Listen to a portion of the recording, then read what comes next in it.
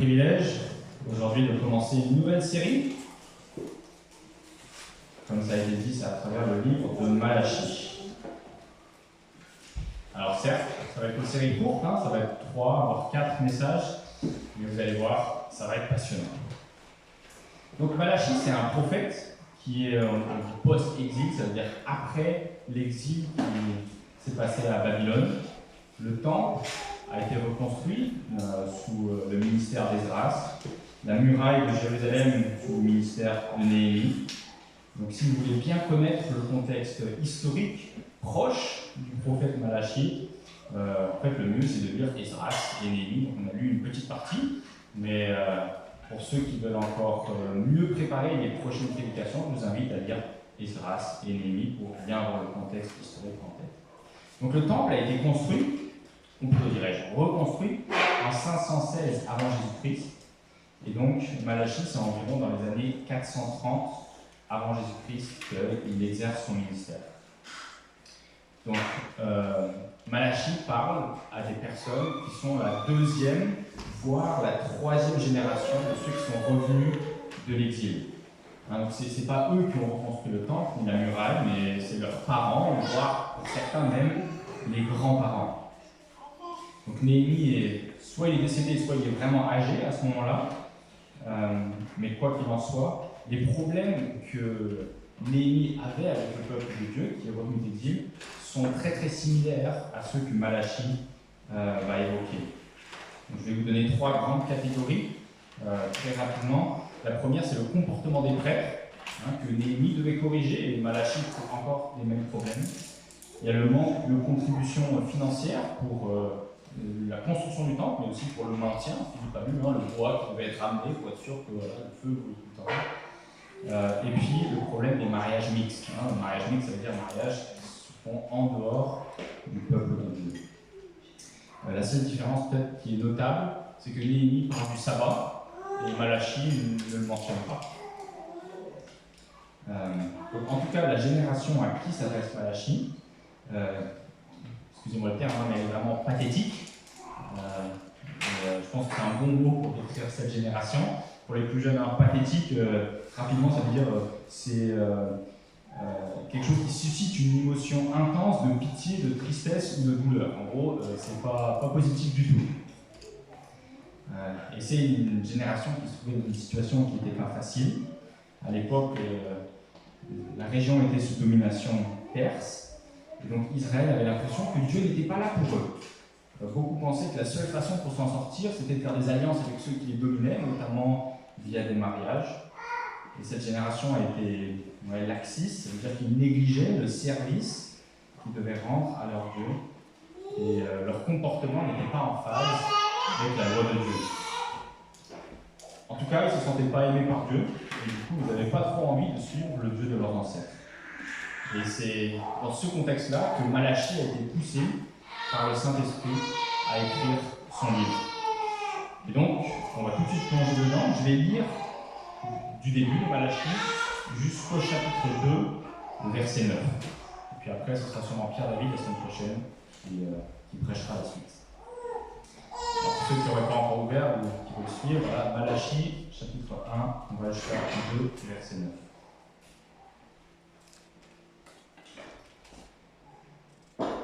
Message. Parole de l'Éternel, adressée à Israël par l'intermédiaire de Malachie. Je vous ai aimé, dit l'Éternel. Et vous dites, en quoi nous as-tu aimés? Ésaü n'est-il pas le frère de Jacob, déclare l'Éternel? Cependant, j'ai aimé Jacob, et j'ai détesté Ésaü. J'ai livré ses montagnes à la dévastation, son héritage au chacal du désert. Si Édom prétend, nous sommes détruits, mais nous nous relèverons de nos ruines. Voici ce que dit l'Éternel, le Maître de l'univers.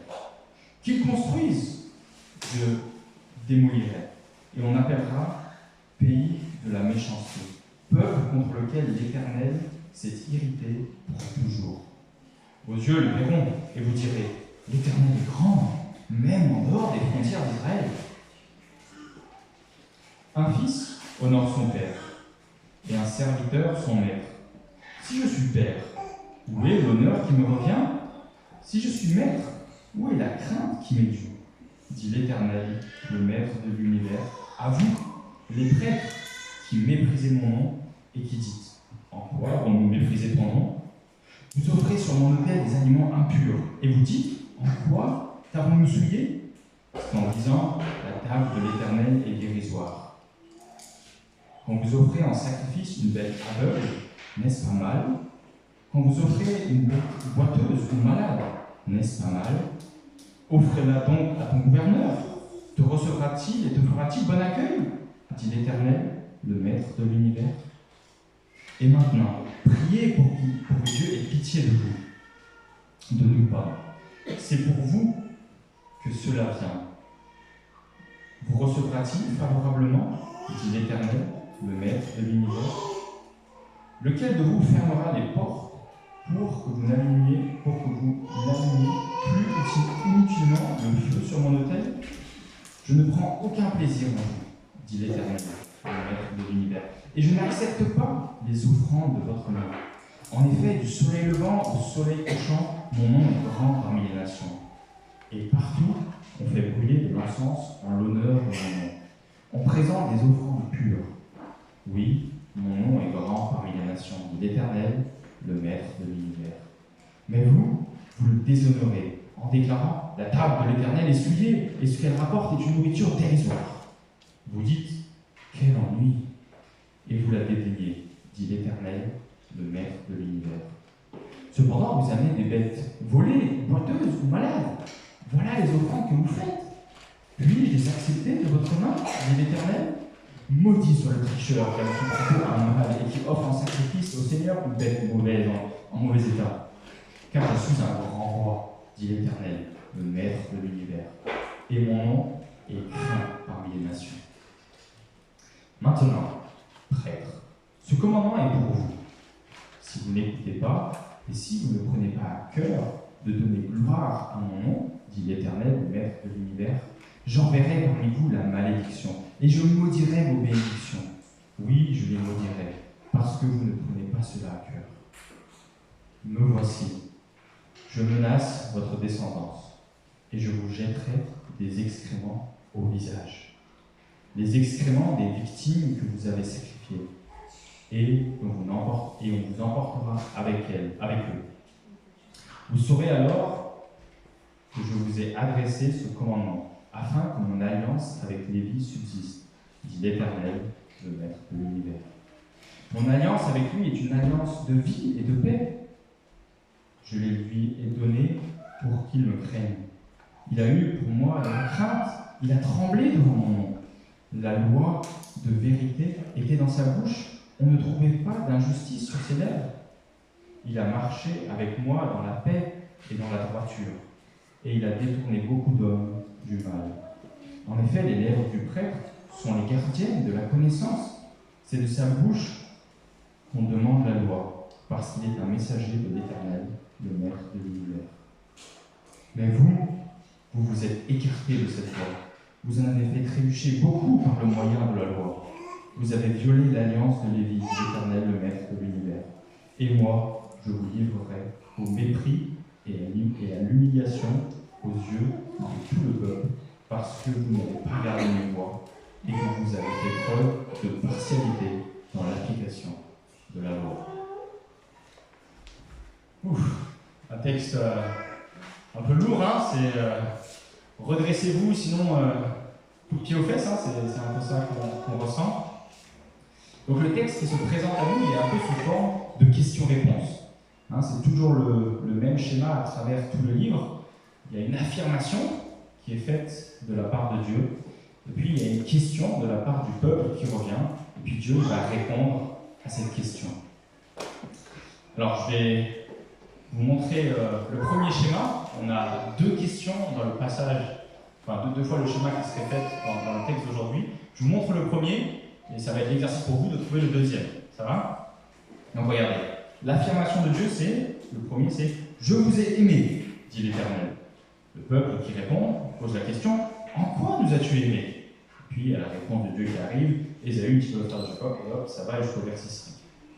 Alors, est-ce que vous avez trouvé où se répète ce schéma une deuxième fois dans notre texte? C'est quoi l'affirmation de Dieu? Verset 6, non? Oui, absolument. Verset 6, et puis ça va jusqu'à... Oui, c'est ça, c'est tout le verset 6, un peu long. C'est ça. Et puis après, le peuple qui répond, qui dit « En quoi avons-nous méprisé ton nom ?» Et puis après, il y a tout le reste qui va être déroulé en réponse à ce que le peuple demande. Donc on pourrait appeler Malachie, en tout, il y a 6 fois, ça arrive dans le livre, où il y a cette affirmation, question-réponse. Donc on pourrait appeler Malachie, en tout cas, je trouvais ça rigolo de l'appeler comme ça, de l'appeler le petit catéchisme post-exilique en 6 questions. Je trouvais ça rigolo.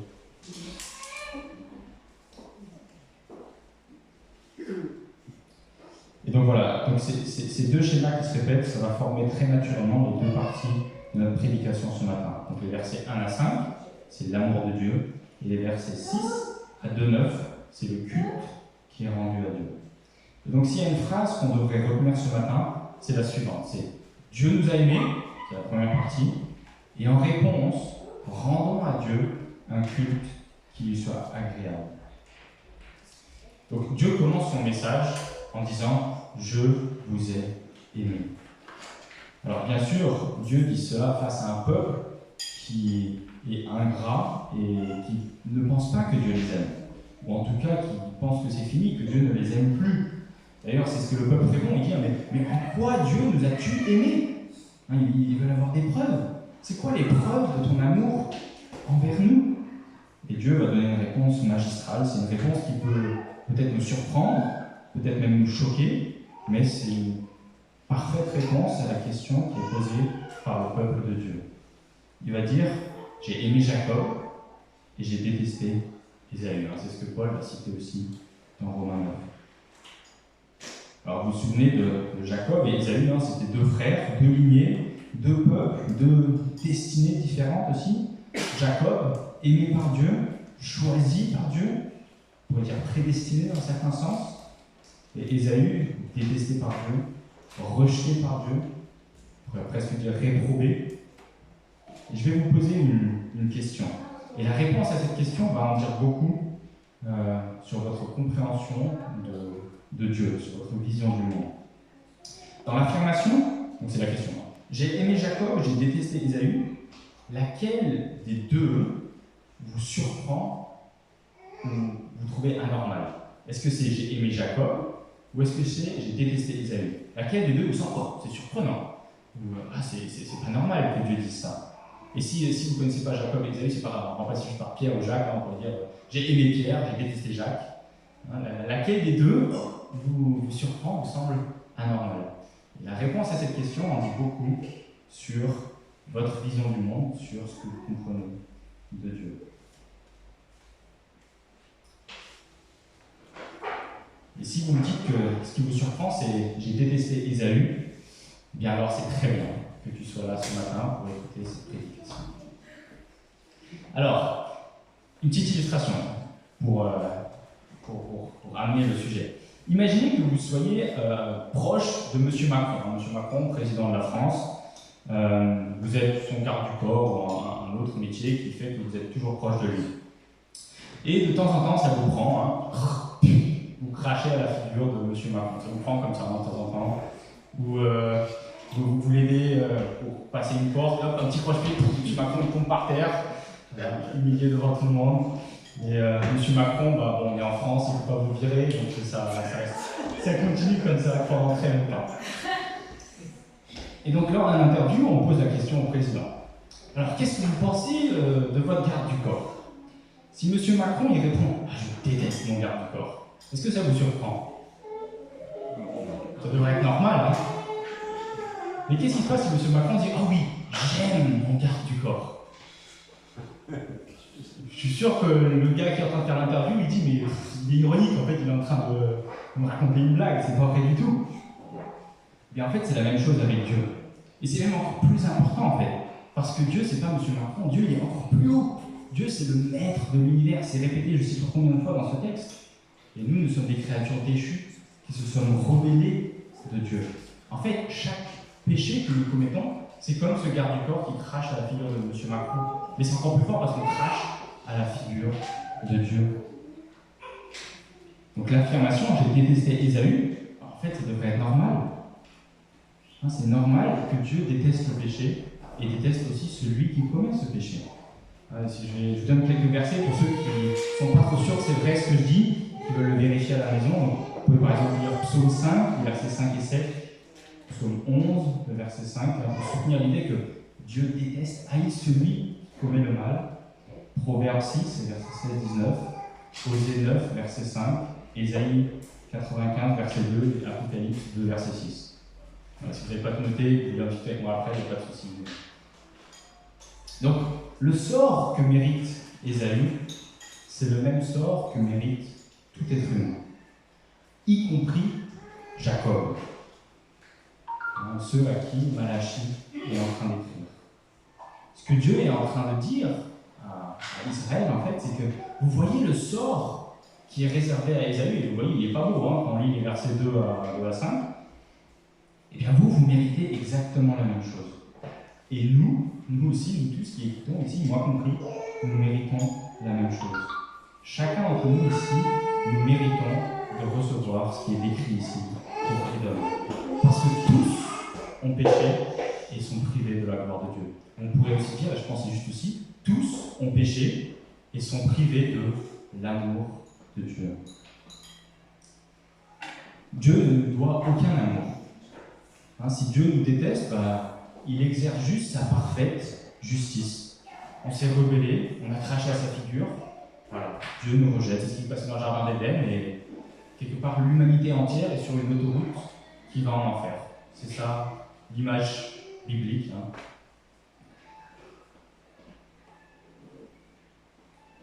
Et l'erreur qu'Israël commet ici, c'est qu'eux, ils pensaient que l'amour que Dieu avait pour eux leur était dû. Ils pensaient que, c'est ce que Dieu nous doit, il doit nous aimer. Mais c'est pas vrai, c'est pas vrai pour nous non plus.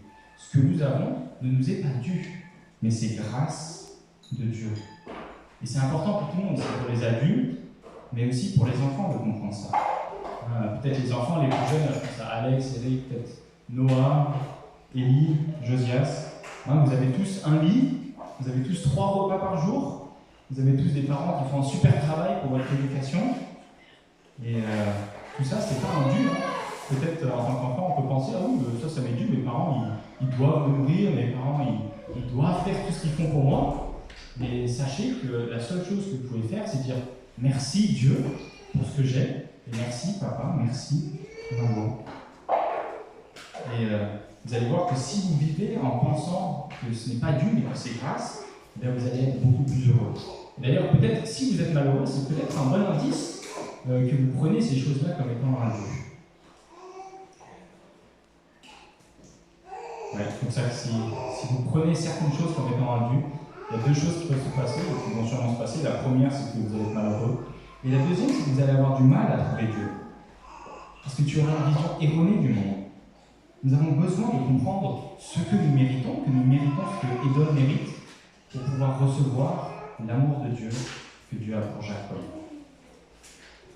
Si M. Macron dit « j'aime ce mec qui crache à ma figure tous les jours », ça c'est quelque chose d'extraordinaire, d'incompréhensible.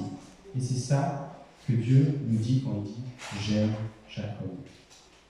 Et c'est pareil avec Dieu. Dieu nous aime, et c'est quelque chose de surprenant, c'est quelque chose de pas normal, de magnifique. Et c'est ce qui devrait nous pousser à l'adoration.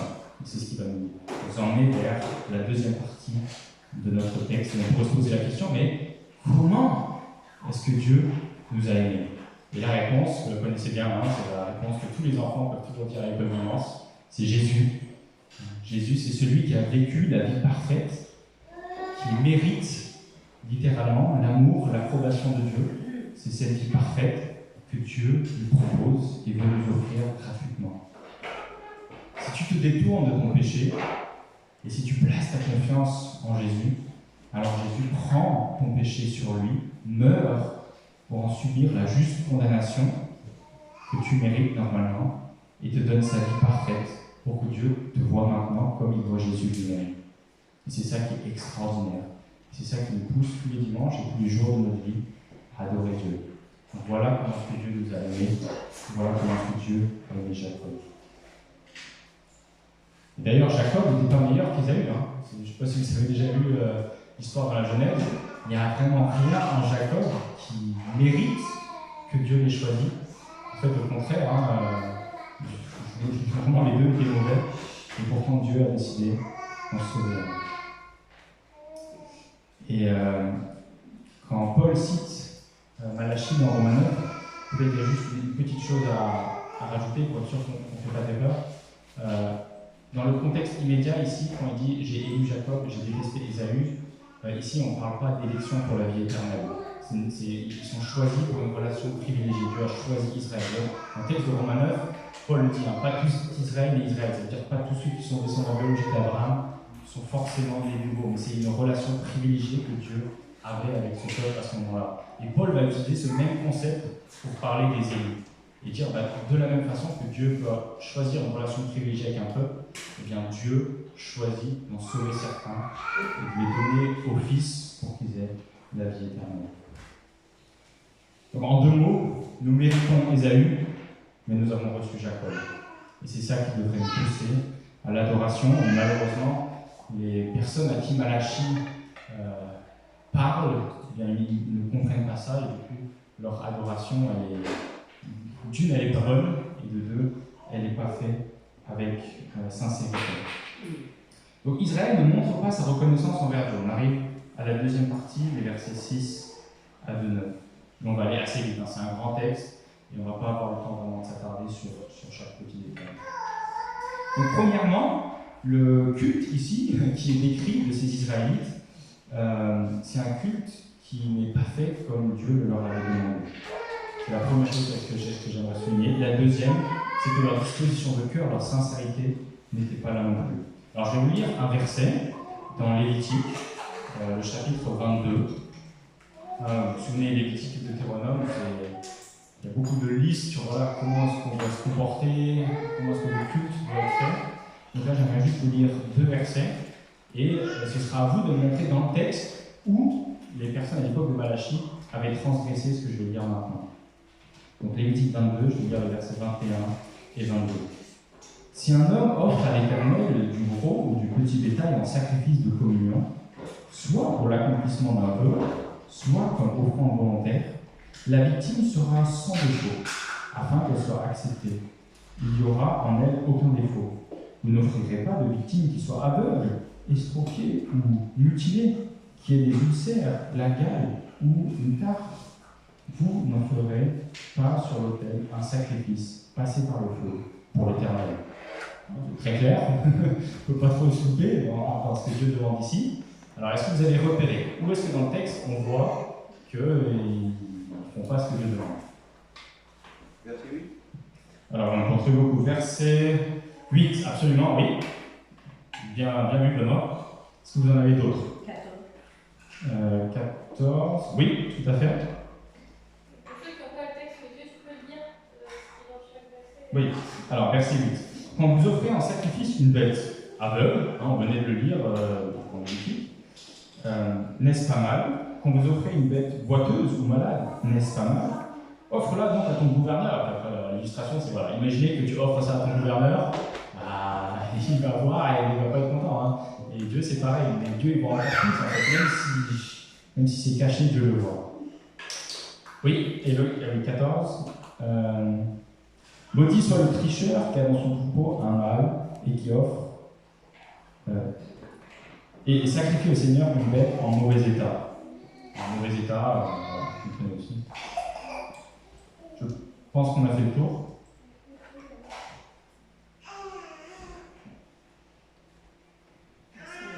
Le 13 aussi. Oui, enfin, en fait, c'est vraiment tout le thème du chapitre.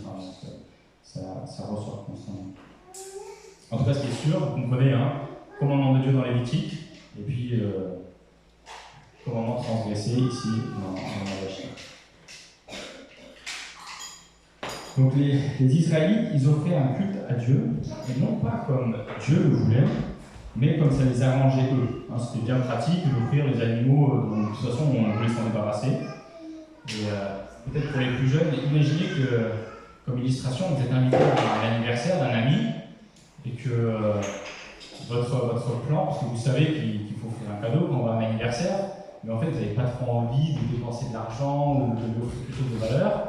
Vous avez dans votre chambre, oh, une vieille boîte de chewing-gum, parfait, on peut se servir de ça, un morceau de Lego que je ne sais plus avec quoi ça va, puis comme ça vous ramassez un peu tout ce que vous voulez plus dans votre chambre, vous mettez ça dans une boîte, vous mettez un peu de plastique autour, et voilà, hop, vous avez votre cadeau pour partir à l'anniversaire de votre copain. Et en fait, ça c'est exactement ce que Israël fait ici. Parce que quelque part, ils savent un peu ce que Dieu leur demande, mais ils n'ont pas vraiment envie d'y mettre leur meilleur, ils n'ont pas envie d'y mettre de leur cœur non plus, et donc ils prennent un peu ce qu'ils ont de plus mauvais pour offrir à Dieu. Je ne sais pas si ça vous parle les plus jeunes, mais voilà, c'est un peu ça le parallèle. Et donc, en plus de ne pas adorer Dieu comme il le veut, eh bien eux, ils n'étaient pas sincères. Leur faute, quelque part, en fait, elle est double. À la fois, ils obéissent pas à Dieu, et en plus, leur cœur ne suit pas. Et j'aimerais vous montrer aussi que non seulement c'est important d'être sincère dans notre adoration, mais que c'est aussi important qu'on adore Dieu comme Dieu lui-même veut qu'il soit adoré. Parce que certains aujourd'hui pensent que tant qu'on est sincère dans notre adoration, elle est agréable à Dieu. Quelque part que toutes les manières d'adorer Dieu sont acceptables. J'aimerais vous montrer rapidement que c'est pas vrai. Même Israël, dans le contexte de Malachie, même si le peuple aurait sincèrement, de tout cœur, adoré Dieu en utilisant des bottes aveugles, bien cela aurait déplu à Dieu. Je peux vous donner un parallèle, par exemple, un bon exemple. On a étudié Exode 32, le verset 5. Vous vous souvenez de l'histoire du veau d'or, cette statue qu'ils ont fait. Eh bien, ils font cette statue, et qu'est-ce que Aaron il dit? Aaron il dit, demain, écoutez bien, demain il y aura une fête en l'honneur de l'Éternel, en l'honneur de Yahweh. Vous voyez, pour Aaron, sincèrement, il voulait adorer Yahweh par cette statue d'or qu'il venait de faire.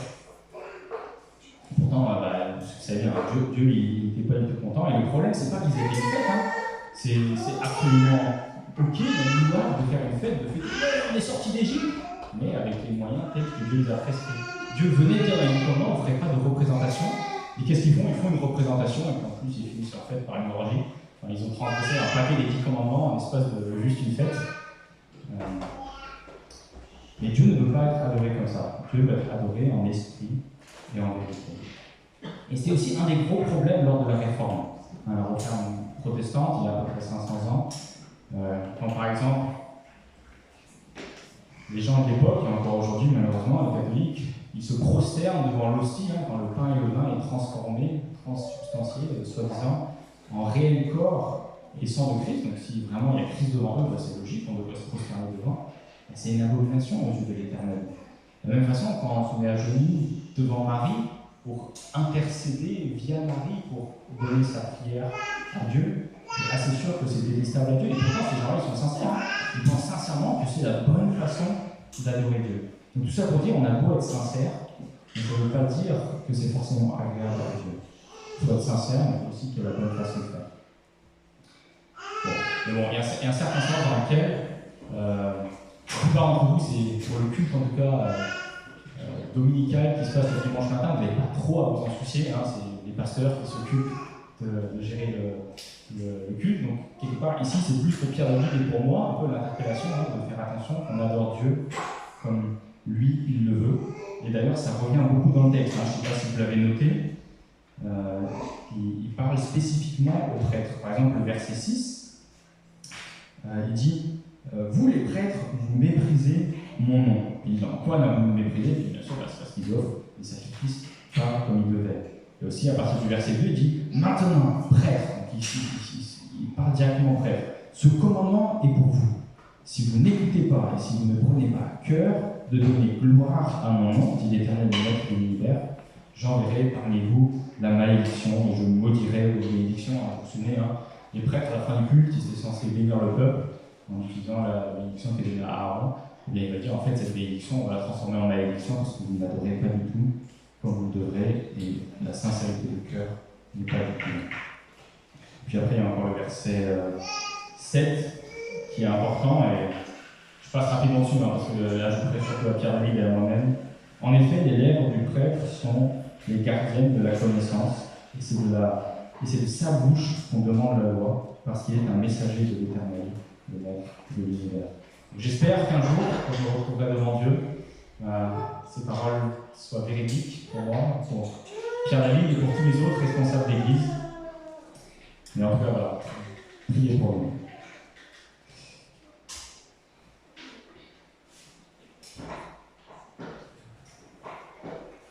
Et j'aimerais vous lire un verset qui se trouve dans Hébreux 12, verset 28, qui, je trouve, suit très bien le déroulé qu'on a dans ce texte ici. Donc je vous lis Hébreux 12, le verset 28. Attachons-nous à la grâce qui nous permet de rendre à Dieu un culte qui lui soit agréable, avec respect et avec piété. Le début, attachons-nous à la grâce. Quelque part, c'est attachons-nous à la grâce et au fait que Dieu nous a aimés. Attachons-nous on va mettre j'ai aimé Jacob ici, et ce qui nous permet, ou ce qui nous pousse à rendre à Dieu un culte, il va ce qu'il dit par rapport à ce culte, qui lui soit agréable, avec respect et avec piété. Et ceux qui n'ont pas compris l'amour et la grâce de Dieu, eh bien au final, ne lui rendent pas un culte qui lui soit agréable. Et puis toutes ces choses, comme le dit Paul, sont arrêtées pour notre instruction. Quelque part, le texte qu'on a ici, je suis en train de vous prêcher l'inverse. Il est en train de dire, voilà ce qu'il ne faut pas faire, et moi je suis en train de prêcher, voilà ce qu'il faut faire. Et donc Israël est un bon exemple pour nous, encore une fois ici, de ce qu'il ne faut pas faire. Nous nous attachons à la grâce, et nous voulons rendre à Dieu un culte qui lui soit agréable. Il y a aussi, bien sûr, le contexte direct, ici ce texte qui parle du culte collectif, où l'Église se retrouve ensemble, mais en fait ça va plus loin que ça. J'aimerais parler de ça aussi. C'est que notre vie entière devrait être un culte qui est agréable à Dieu. Alors c'est une question pour vous, je suis sûr que si on met tout ça en commun, on va réussir à faire une belle panoplie. Comment, à votre avis, c'est des questions simples, vous pouvez rendre gloire à Dieu, l'honorer, dans toutes les petites choses de la vie à travers la semaine. On peut faire une longue liste, mais allez-y, je vous écoute. Quelles seraient les choses auxquelles vous pensez? Vous dites, ah oui, ça c'est des bonnes habitudes à avoir, c'est des bonnes choses à faire pour rendre gloire à Dieu à travers toute la semaine, toute notre vie. La gratitude, très bien. La prière, exactement. Soit à des moments un peu définis, comme certains ont l'habitude avant de manger, ou le soir, ou d'une façon spontanée. Lire la parole, la Bible, ça bien marche, oui. La confiance en lui. Avoir confiance en Dieu, oui, absolument. Ça rejoint Ali, mais la reconnaissance. Oui, être reconnaissant, et quelque part, là, c'est l'inverse de ce qui est dans le texte ici, c'est pas tout reconnaissant pour ce que j'avais fait pour eux. Vous en avez d'autres? Avoir toujours devant nos yeux.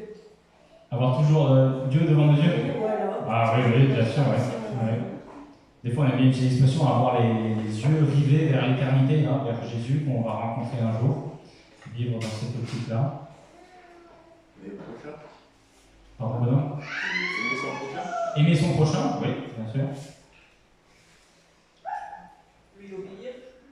Lui obéir, voilà. Ça revient dans le texte ici aussi, les prêtres qui faisaient preuve de partialité dans l'application de la loi.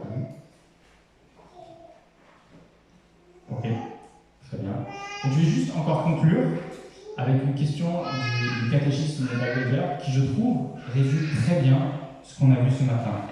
Donc, voilà comment la question est posée. La deuxième question du catéchisme de Bagdad.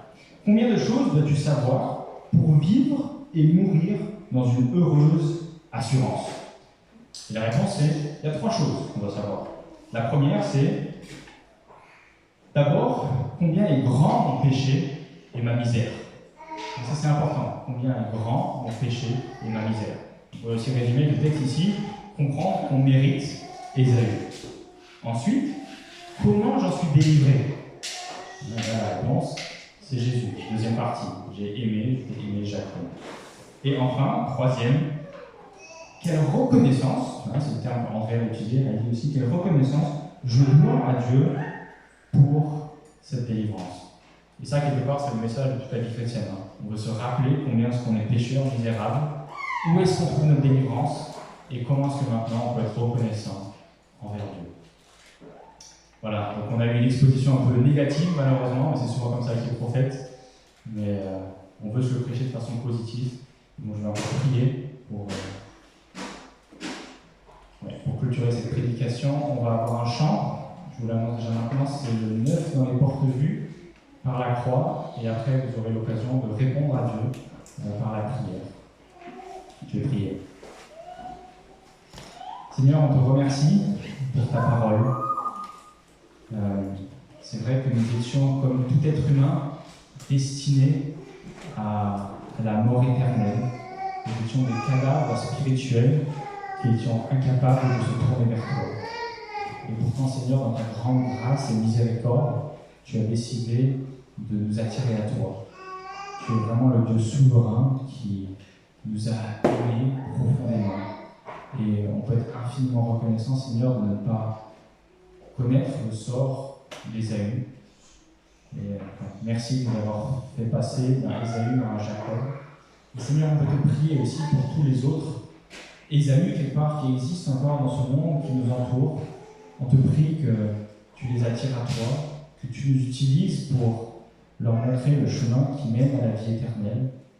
Et Seigneur, on veut vraiment avoir le cœur plein de reconnaissance, ne pas prendre tout ce que nous avons comme étant un dû, mais comme étant une grâce qui vient de ta main.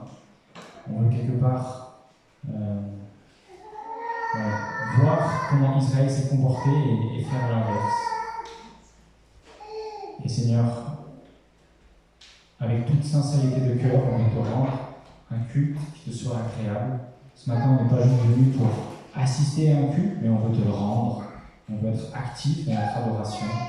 Et pas que le dimanche matin, mais tout au long de la semaine, Seigneur, on veut avoir les yeux rivés sur toi, comme l'a dit Jocelyne.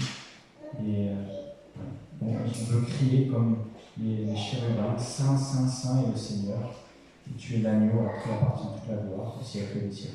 Amen. Je vous invite à vous lever, on va chanter par la croix.